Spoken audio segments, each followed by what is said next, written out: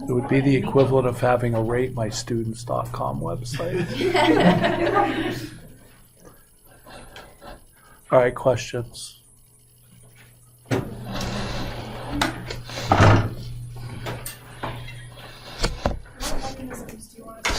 What mechanisms should you know? As people have sort of brought in or showed me or asked questions about older exams, from what I can see, some of the older exams cover some aldehyde and ketone stuff that will start next week and we'll go through. So as far as I could see, the kinds of mechanisms I think you should think about are electrophilic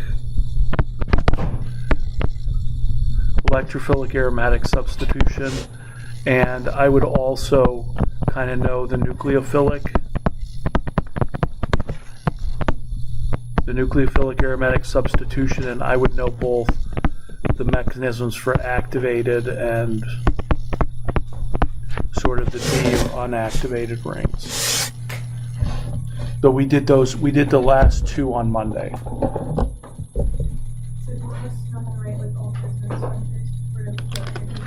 If I asked you for an activated ring, I would ask you to write the 4 resonance structures. And if it's deactivated, it goes through the benzine. So how to get both of those products if it's substituted. Electrophilic aromatic substitution, I mean, the way I would phrase that question would be, I would say, okay, here's some sort of substituted benzene ring, and I want you to add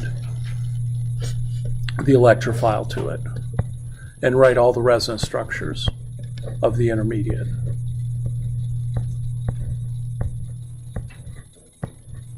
And so so where this comes into play is either that can form a 4th resonance structure, or it's unstable so that really only 2 resonance structures form.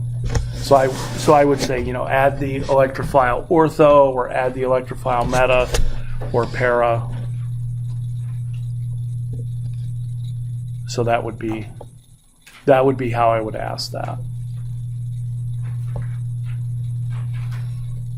But I think that's pretty much it as far as mechanisms go.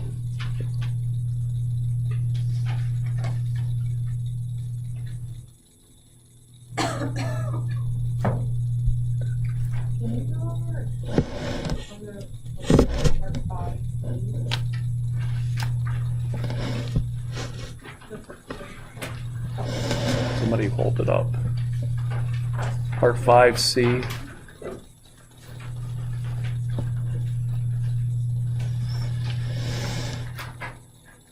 So you want to add the methyl, you want to do the blocking? Yeah. Okay. So how would we take benzene, and I think there's an ethyl group here, and then there's an ester group here, and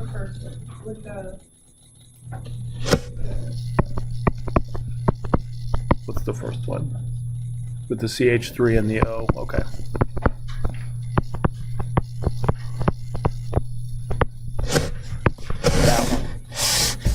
Okay, so how would we do that? We have to just think ahead in terms of how are we going to put these 2 groups on the ring.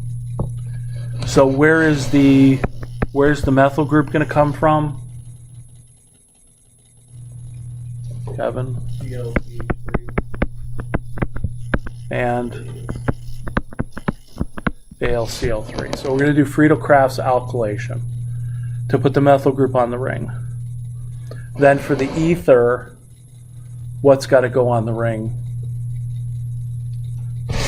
We've got to do a what? First, you want to try and do the entire process to adding, or partial process to adding the N triple bond N group. So you're going to want to first add the NH3. Right. Well, let's get to the specifics in a minute. So after the N triple bond N group, what am I going to put on the ring? H3O plus. Which I'm going to make a phenol. And then once I have the phenol, I'm going to need to convert the phenol to the ether by doing what?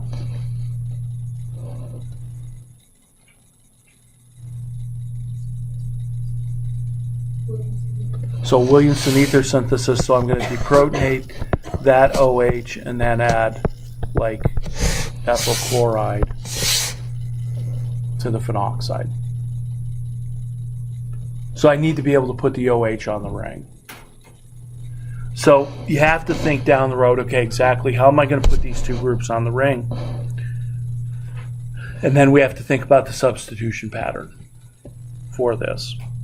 And these are meta, but yet both of the groups that are on the ring at the end are ortho-paradirectors. So maybe the thing to do is, okay, to put the CH3 group on the ring, I'm going to need to do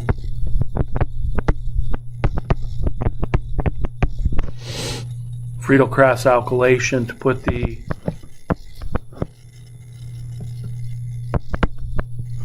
oxygen group on the ring. I'm going to need to do what? What do I need to put on the ring first? An NO2 group, followed by converting that to an NH2 group, followed by converting that to a diazonium salt, N triple bond N plus, converting that to OH, and then converting that to an O minus, and then converting that to the OR. So if I'm just kind of outlining my synthesis, those are the steps that I need. Because I do have to deal with this.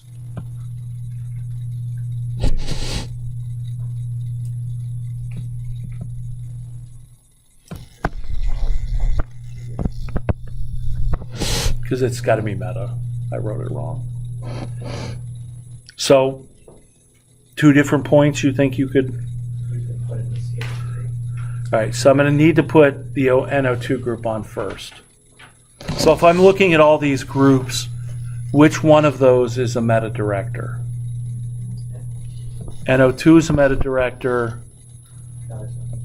The diazonium might be a meta director, but if I have a choice, I'll just use the nitro first. So the nitro group is a meta director, and so in terms of my ordering of the reactions, what I would do is I would say, okay, I'm going to put the nitro group on first, and I like to put the groups on in the places where they're going to ultimately end up. So I'm going to put the NO2 group at the bottom. I'm going to convert, then I'm going to do what? Then I'm going to add the methyl group, because the nitro group will direct the methyl to the meta position. Then finish off the synthesis, I guess, because then I'm going to turn the NO2 to an NH2. I'm going to convert it to a N triple bond N plus, the diazonium salt. I'm then going to convert that to the OH.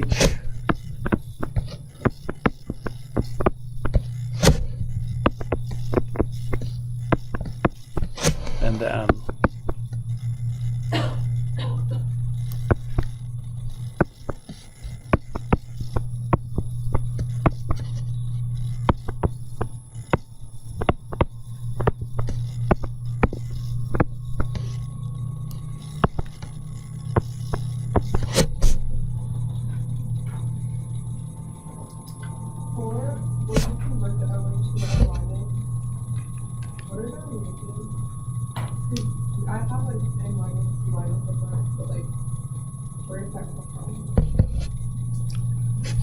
okay, so what is an example of an N minus that we've used? Base, a nitrogen base. So N minus would be something like NH2 minus.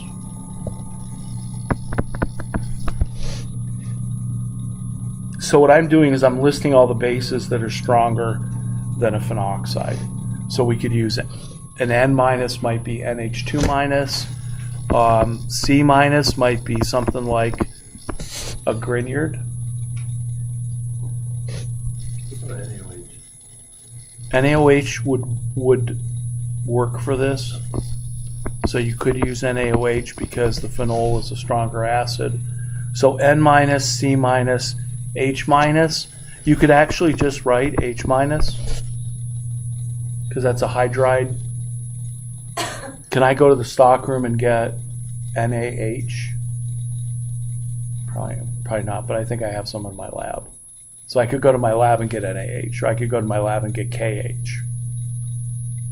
And when I'm done using it, I have to catch the sink on fire because that's traditional. What happens is you pour the hydride in, there's acetone in there, it hits the water, it forms hydrogen gas, forms a little spark, and then it ignites the acetone, and the sink just kind of catches on fire. But it's okay, it's the sink, it's nothing's going to happen bad after that. Or we could use Na or K. So N minus, C minus, and H minus just mean NH2 minus or a Grignard. So I think those are all the possibilities you could use for that. You just have to show one.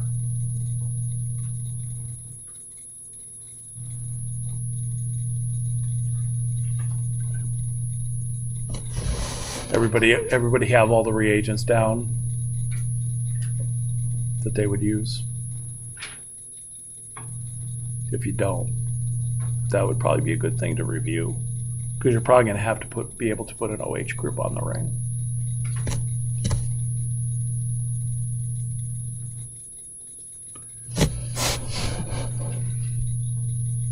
So that's what we have to think about, is we have to think about the substitution.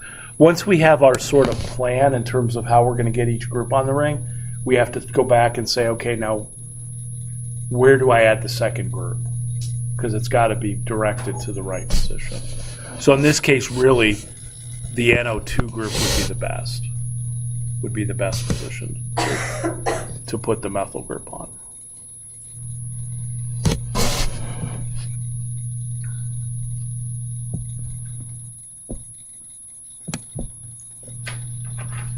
What else? Can we go over some reagents? Oh, that's a long list of reagents. You don't have to do like everyone, but That's a long list. Here's how I would come up with that list. You could borrow her note cards and copy them. Josh? If specifically for Suzuki coupling, that reagent, does the Boron.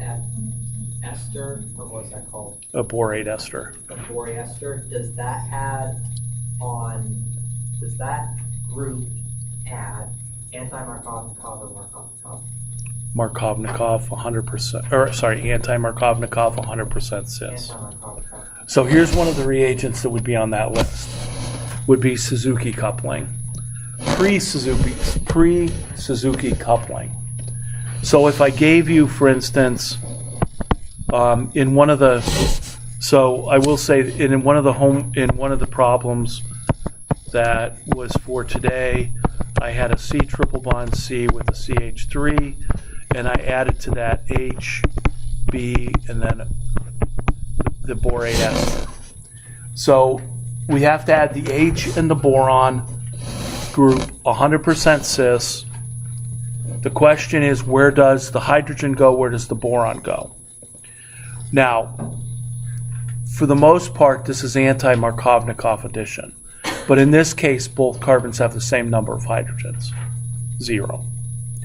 So the secondary way of looking at where the boron goes is it will go to the least sterically hindered group.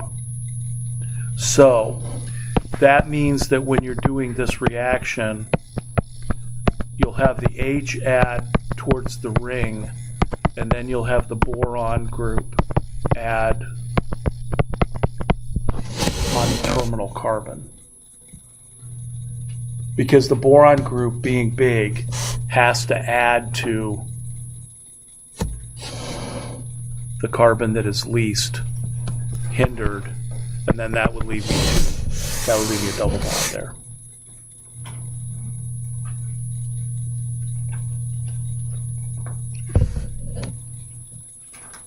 So then to do Suzuki coupling,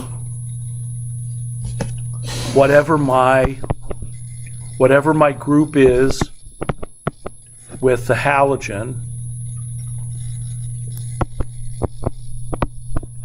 I'm going to add that with palladium on carbon, and then usually there's a base. You could probably either write NaOH. I think I have K2CO3 in water. But the key thing is palladium and carbon. And so that R group is going to replace where the boron group is in the alkyne, or in the alkene. So I would end up substituting whatever that halide group is going to end up adding then where the boron was. So that's one of the reagents that I would know both what happens when the boronic acid adds to a double bond or a triple bond. They're going to add 100% cis anti-Markovnikov, or the boron goes to least substituted. And then I would know that, following up on that, in Suzuki coupling, that the R group is going to replace the boron. So I would know that.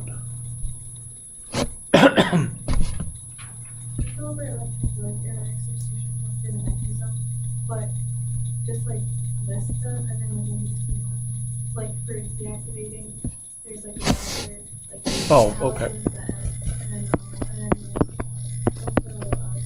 like the extra bond line and stuff, and then there's like the other.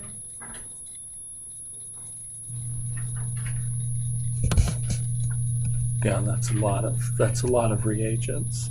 So here's another reagent on the list. So let's say we were doing OH, and I said add an electrophile to the ortho position and write all the resonance structures. So what we would do is, and notice my arrow goes towards the E+. Hopefully I get less and less of opposite arrows by the end of the semester. What's the problem? If you have to make If I offered extra credit, nobody would get it wrong. it's like you get a point extra, you do all your arrows correctly. Okay, so I think, let me take less than a minute here, because I think you have this whole assessment/testing principle backwards. You don't get extra points for getting stuff right. You just get the points for getting stuff right.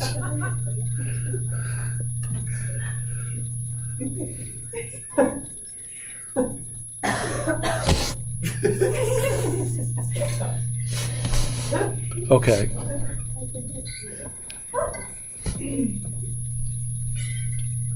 I don't know how I would have answered that question like 15 years ago. But I bet you it probably would have been more sarcastic, if it could be, and probably more vitriolic. So in other words, I've been beaten down through the years, but oh my.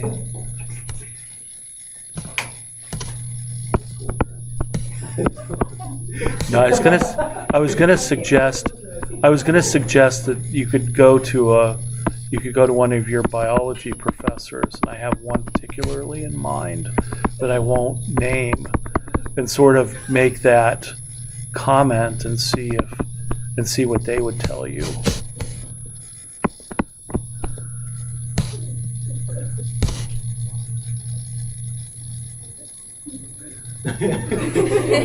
Okay. All right, here's your mechanism. I'm going to move this pair of electrons over here. So when I'm adding my electrophile, it's like 1, 2, 1, 4, 1, 6 addition.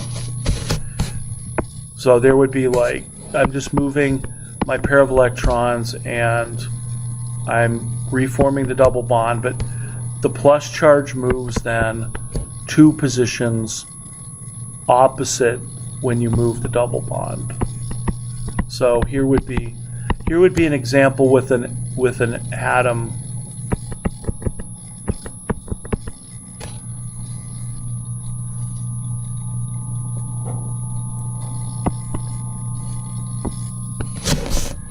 So here would be the 3 resonance structures. So when you move the double bond, the plus charge moves 2 positions opposite.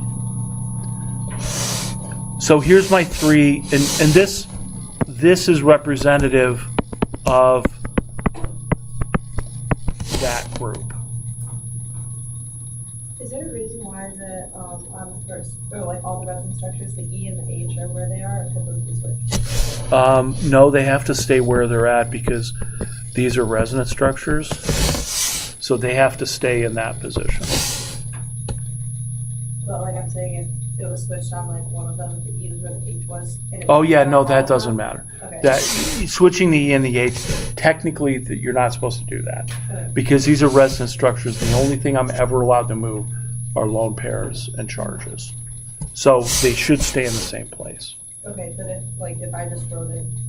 If you got an E and an H transpose, I might not even recognize that when I grade it, but try not to. Just, I mean, if you're concerned, just write the same thing over. Write the structure without the double bonds, and then put your double bonds in My charges. question more was like the axial and equatorial position. Does that matter on there? Like where? The Oh E no, and no, no. H are? There's no Okay. axial and equatorial because this is a for the most part flat benzene ring. So say I didn't even write the H in, would that matter if I just added the E to that? You could. I would put the H in. Okay. I just- Yeah. Okay, so here's the 3 resonance structures. This one has a 4th, right? So whenever there's an atom with a lone pair next to the plus charge, that pair of electrons would move there, and I would form the 4th resonance structure, where that double bond would go outside the ring to the oxygen that would get a plus charge. And then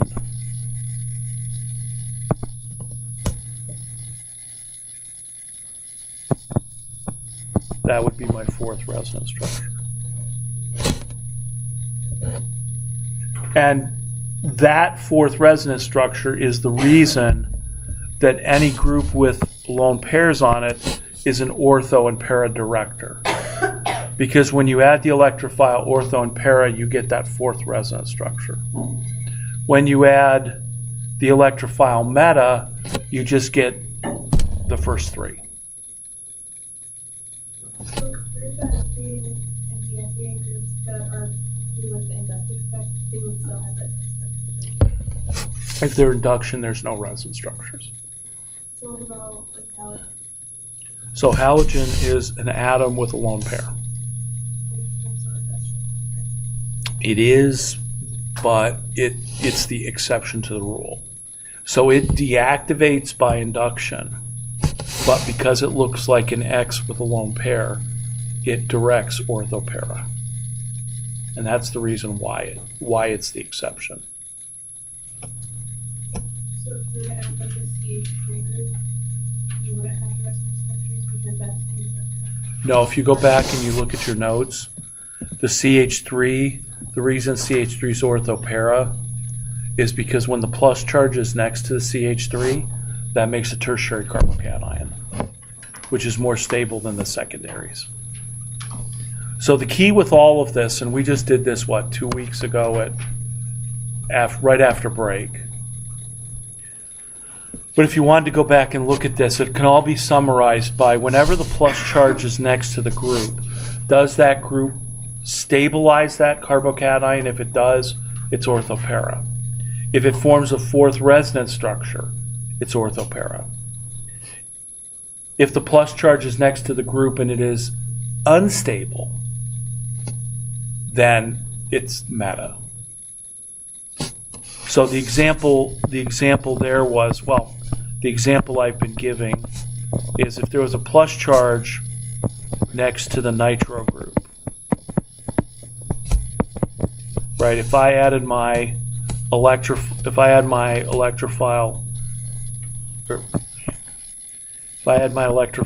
my H and my E there, so that, let me rearrange these.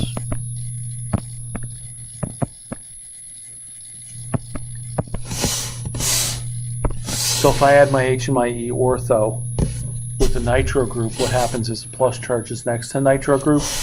These two plus charges are not stable next to each other, and so this resonance structure is unstable. That means orthopara I only have 2, and with meta I have 3. So that's why the deactivating groups always direct meta, because it's always about when the plus charge is next to the group. Is it stable or unstable?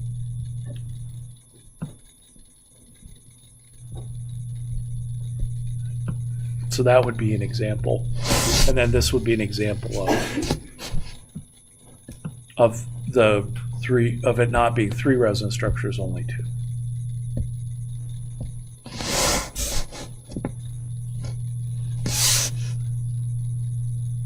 And so we need to know we need to know our chart from last week.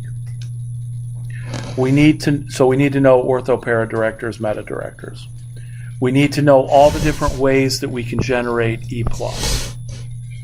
Right? So getting back to your comprehensive list of reagents, we can go through and we can think about, well, what did we add initially? We added NO2 with HNO3 and H2SO4. Then we added the SO3H, SO3H, H2SO4, and then we added the halogens with halogen and FeBr3 or LBr3. Then Friedel-Crafts alkylation, Friedel-Crafts acylation. Any way I can make a carbocation, that carbocation will add to the ring. So add a double bond to an alkene. Add acid to an alcohol. Okay, those different ways. And then we had how to put on an OH group, C triple bond N, those are all the diazonium reactions. So as far as making E pluses, that's sort of a comprehensive list.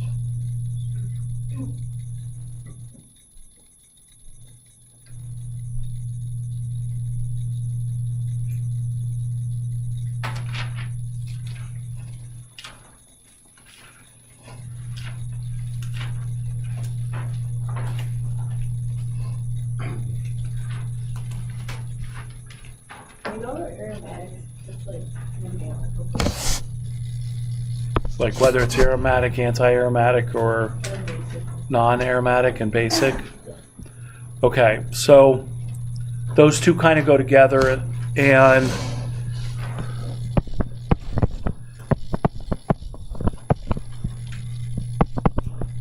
so here's a set of molecules with nitrogens, and I could ask a number of questions. I could say, is it aromatic, anti-aromatic, non-aromatic, and I could say for the nitrogen, is the nitrogen basic? So let's deal with the kind of the second part first. What will make a nitrogen basic?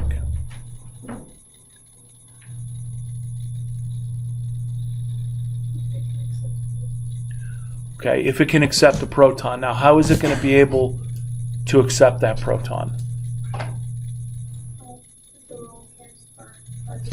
if the lone pairs are not part of the aromatic system.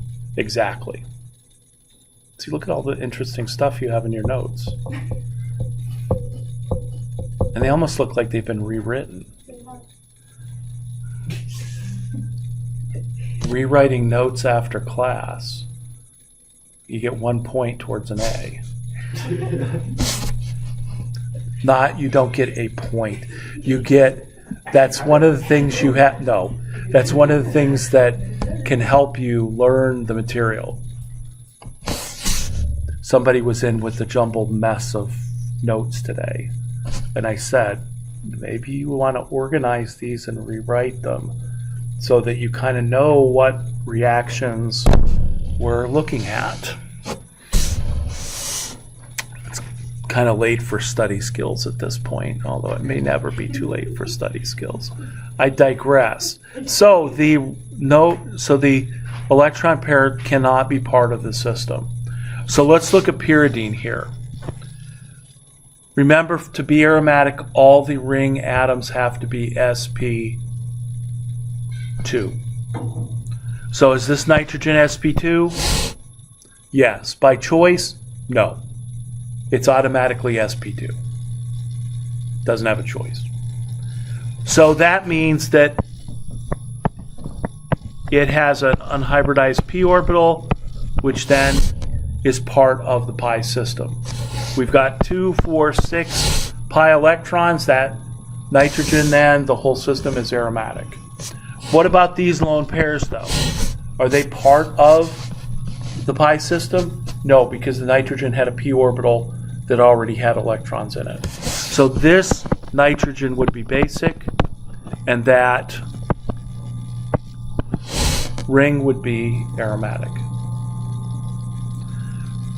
What about the pyrrole? So for the pyrrole, what's the hybridization of the nitrogen? Could be sp2, could be sp3. So which one will it choose? So if it chooses sp2, it's going to put that lone pair now into a p orbital that it can use to overlap with all the other p orbitals. That means that I'm going to have 2, 4, 6 pi electrons. All the atoms are sp2 hybridized, aromatic. But can those lone pairs be used to bond an H+? No, because they're part of the aromatic system. Can an H+ bond to an aromatic system? No, that's what makes it aromatic. It's aromatic means superstability. It won't react with acids. Does benzene react with HCl? No. So any aromatic system with that lone pair becomes part of that, not available to bond. And so this nitrogen is not basic. But both of these are aromatic systems.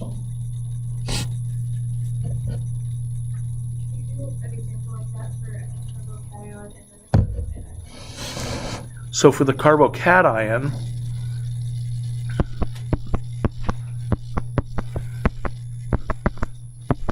first of all, the basicity for a carbocation is not relevant. So for carbocations and carbanions, it's just, are they aromatic, anti-aromatic, or non-aromatic? So here's an example of here's an example of a carbocation.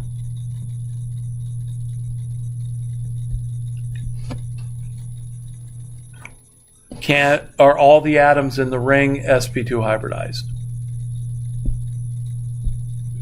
Yes, an sp2, a carbocation doesn't have a choice. It is always sp2 hybridized. So then the question is, how many pi electrons? 2, 4, 6. I got 6 pi electrons. Is this aromatic? Yeah, this is aromatic.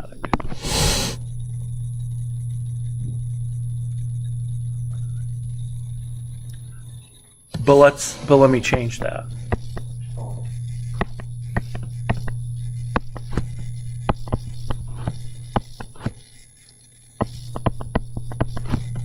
And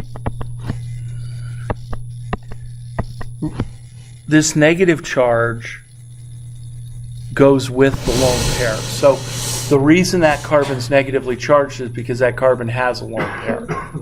So the negative charge does not represent a second lone pair. It just represents the formal charge, which is -1 because the carbon has a lone pair. So what is this?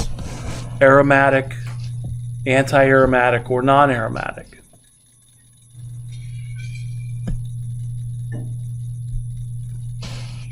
Kevin? Should be non-aromatic. I hear 2 non-aromatics. Do we agree, Josh? Well, my question would be is, does that lone set of lone pairs, if it could move into the aromatic system to make it an aromatic, in a different example, because it's not, I don't think it would, because then that would become anti-aromatic if it did. Can it do that? Sure. Okay. But, So the real question is, what's the hybridization of the carbon? Could be sp3, could be sp2. If it becomes sp2, what happens? That lone pair becomes part of the pi system, and I get 8 pi electrons. 8 pi electrons is anti-aromatic, which means the system is super unstable. On the other hand, if the carbon just says, hey, I'll be sp3, then the lone pair will not be part of the pi system, and it cannot automatically be aromatic because not all the ring carbons are sp2. So in this case, the system, if the system's going to think about it, it's going to go, okay, well, I don't want to become super unstable, because if I become super unstable, that means I don't exist. Right? So there's probably some philosophical, right? In some philosophy class, I'm sure there's something that says, no species will ever choose to not exist. Although that it would be a philosophy class, I think, of philosophy of life. So I don't think these species, as far as we're concerned, will never choose to not exist. They'll never choose to become so unstable that they don't exist. Instead, they'll just say, okay, I'm going to be sp3. Am I super stable? Nah. But at least I'm existing. Okay. So a system will never hybridize to become anti-aromatic. Right? That's the proper chemistry way of stating that. The system will never, that atom will never hybridize to make the system anti-aromatic.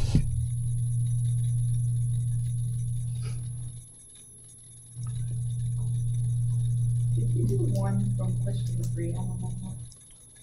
What's question 3?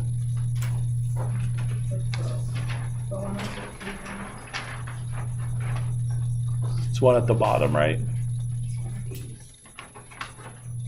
Oh, one of those? Okay, so those are Suzuki's X. Hec coupling. Thing we have to remember about Hec coupling is what's the metal catalyst? For Hec coupling, it is palladium acetate and triphenyl phosphate. And what am I going to couple together? For Hec coupling, I am going to couple an alkyl bromide or an aryl bromide, and I'm going to couple that to a double bond.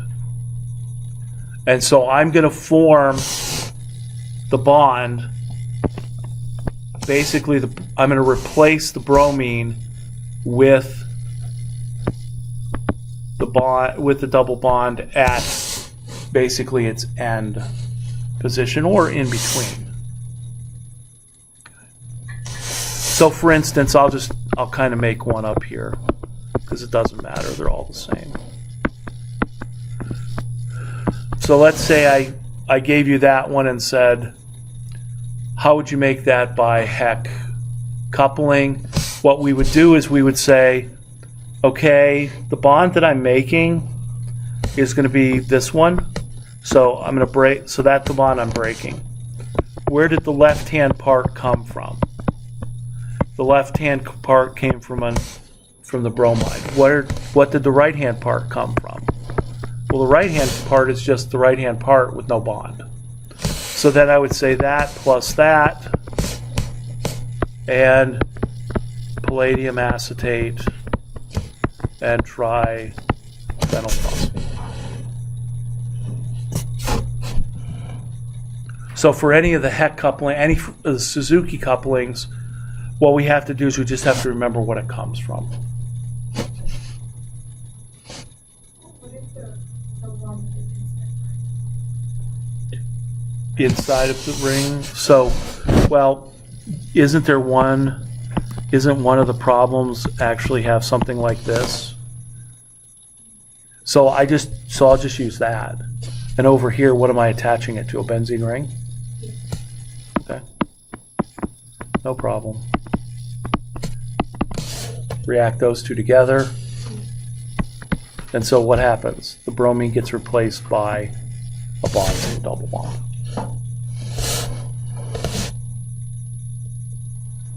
So you don't want to necessarily make these harder than they are. And if I give you the reagent, if I give you the reaction as writing the product, I'll give you the reagent. And what that means is if you were to go later on in the exam and you'd say, wait, I could probably do this benzene to whatever molecule using Hec coupling, but I can't remember the reagent. Go back, because it might be there. And so then it's there and you can go ahead and use it. Josh? Or if we were just trying to attach two alkenes together, not necessarily. It would be the same thing. Does it matter which alkene has the bromine on it? It probably does, but in this case, since this is kind of an introduction to how we would use these reagents, it wouldn't matter. So I mean, I think if I had something like this, said, how do you make that? All right, let's see. I'm going to choose that bond that I'm going to make. And so that one plus that, and then my palladium. I mean, where this would get more dicey is, what have I said? Oh, how'd you make that?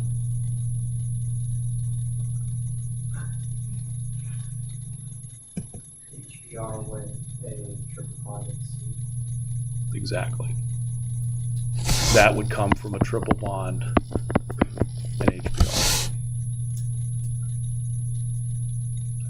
I just introduced that because putting the first steps together is relatively straightforward.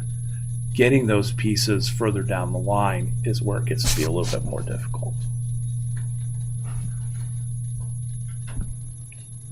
Last question. I don't know if there's enough time. Can you go really quickly over the deactivating with the benzine? The deactivating with the benzine. Basically, I'll give you the first step. So if you have an unactivated ring, and let's say you were going to react this with hydroxide at high temperature, this mechanism is different than the activated ring. So the OH would deprotonate that hydrogen, that pair of electrons would move there, and the chlorine would leave. But in order for me to do this properly, I have to have the double bonds in those positions. So what does that do? That leaves me with the triple bond and the methyl group, and that's where the hydroxide would come in and add to the right-hand side and would add the OH here and then put a negative charge there. And if the OH added to the right-hand side, then that pair of electrons would move, and we would end up with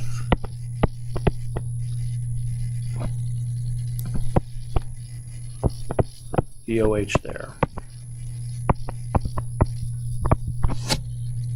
If the CH3 isn't there, are we able to do If the CH3 isn't there, you just get one product.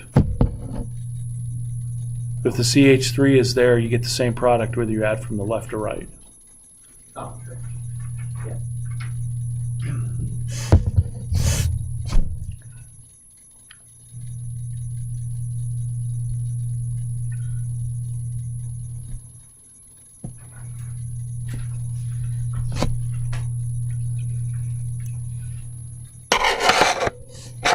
So I didn't give the big long list of reagents.